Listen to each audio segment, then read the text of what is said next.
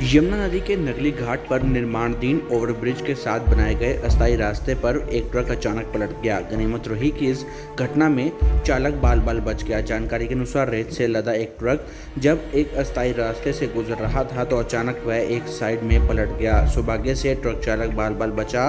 बाद में पोकलेन मशीनों की मदद से ट्रक को नदी से बाहर निकाला गया। वहीं अवैध खनन के खिलाफ हाईकोर्ट में याचिका लगाने वाले गाँव गुमथला के एडवोकेट वीराम सिंह ने आरोप लगाया है कि इस घटना से साफ हो गया है कि ओवरब्रिज निर्माण करने वाले ठेकेदार की मिलीभगत से अस्थायी रास्ते का इस्तेमाल नियमों के विपरीत खनन कार्य के लिए किया जा रहा है। उन्होंने जिला उपायुक्त से अस्थायी रास्ते का खनन के लिए इस्तेमाल किए जाने की जांच कर मामले में कार्रवाई की मांग की है। के नगली घाट पर जो ब्रिज बन रहा है वह हरियाणा सरकार के हमारे क्षेत्र को एक बड़ी सौगात थी, परंतु जो पुल निर्माण करने वाली कंपनी है वह पहले भी विवादों में रही है कि वह रेत खनन माफिया के साथ मिलकर गैर कानूनी तरीके से अस्थायी रास्ता जो पुल सामग्री के लिए बनाया गया था उससे रेत खनन का कार्य करवाती है। और देखिएगा एक बार फिर जो ओवरलोड वाहन रेत लेकर के अस्थायी रास्ता जो ब्रिज निर्माण के कार्य के लिए इस्तेमाल करना था उस पे से आ रहा था और आज अचानक वो जमुना नदी में पलट गया।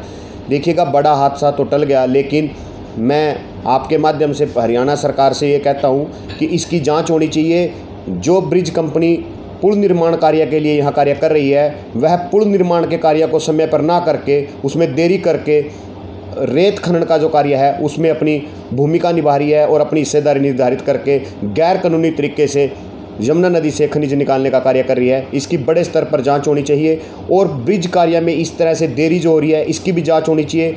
ब्रिज कार्य में जो माल, जो सामग्री, जो मटेरियल लगाया जा रहा है वह किस गुणवत्ता और किस मार्का का लगाया जा रहा है यह भी जांच होनी चाहिए।